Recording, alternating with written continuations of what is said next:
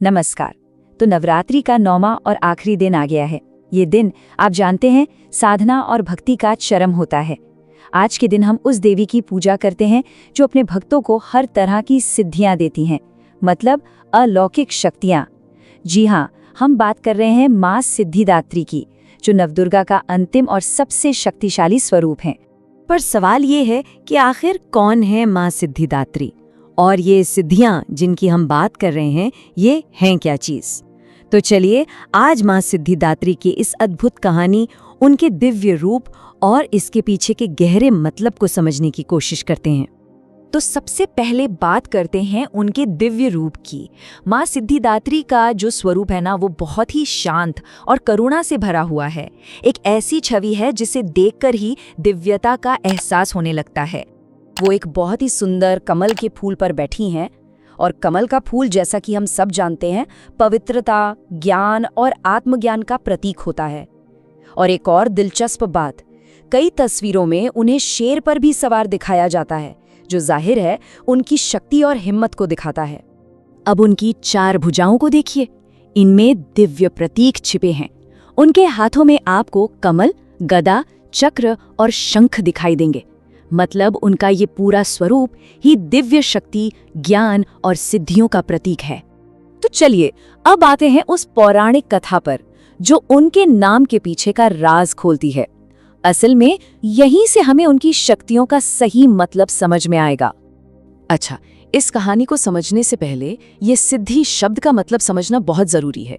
तो सिद्धि का सीधा सा मतलब है एक ऐसी आध्यात्मिक या अलौकिक शक्ति, आप कह सकते हैं एक ऐसी पावर जो हमारी साधारण क्षमताओं से कहीं ज्यादा हो। तो पुराणों में बताया गया है कि माँ सिद्धिदात्री 8 महान सिद्धियां देती हैं, और ये जो नंबर है ना 8, ये बहुत ही महत्वपूर्ण है, क्योंकि ये 8 सिद्धियां परम शक्तियों का प्रतीक मानी जाती हैं। तो ये हैं वो 8 परम सिद्धियां: अणिमा, महिमा, गरिमा, लघिमा, प्राप्ति, प्राकाम्य, ईश्वत्व और वशित्व। इनमें से हर एक सिद्धि अपने आप में एक असाधारण शक्ति है, और हाँ, इन्हें पाना बेहद मुश्किल माना जाता है। और सबसे कमाल की बात पता है क्या है? कहते हैं कि खुद भगवान शिव ने माँ सिद्धिदात्री की पूजा करके ही इन 8 सिद्धियों को हासिल किया था। सोचिए, ये बात देवी की परम शक्ति का कितना बड़ा प्रमाण देती है। और जानते हैं इसी पूजा का नतीजा क्या निकला? भगवान शिव का वो अद्भुत रूप सामने आया जिसे हम सब अर्धनारीश्वर के नाम से जानते हैं। मेरे हिसाब से तो ये इस पूरी कहानी का सबसे गहरा और सबसे सुंदर हिस्सा है। तो अर्धनारीश्वर का मतलब क्या है? इसका मतलब है आधा शरीर शिव का और आधा शरीर शक्ति का, यानी खुद देवी का। ये रूप हमें कितनी खूबसूरती से बताता है कि शिव और शक्ति अलग अलग नहीं है, वो एक ही हैं, उन्हें अलग किया ही नहीं जा सकता। असल में ये ब्रह्मांड की पुरुष और स्त्री ऊर्जा का मिलन है। तो अब सवाल उठता है कि इस महान कहानी का नवरात्रि के 9वें दिन से क्या कनेक्शन है। चलिए अब ये समझते हैं कि इस दिन माँ सिद्धिदात्री की पूजा इतनी खास क्यों मानी जाती है।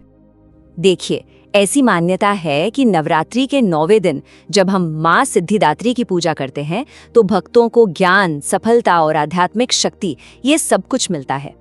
कहते हैं कि उनकी कृपा हो जाए तो जिंदगी की हर मुश्किल, हर परेशानी दूर हो जाती है।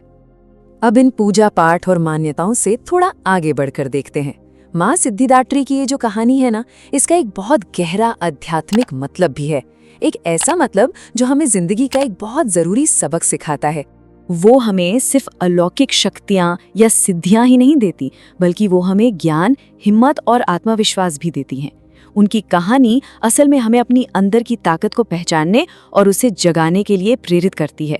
और आखिर में ये पूरी कहानी हमें एक ही बात सिखाती है कि अगर मन में सच्ची श्रद्धा और अटूट विश्वास हो, तो जिंदगी में नामुमकिन को भी मुमकिन बनाया जा सकता है ना एक जबरदस्त संदेश। ये हमें बस यही याद दिलाता है कि हमारे विश्वास में, हमारी आस्था में कितनी ज्यादा ताकत है। यदि आपको ये जानकारी पसंद आई हो, तो ऐसे ही और रोचक वीडियो के लिए भारत की धरोहर को अवश्य सब्सक्राइब करें।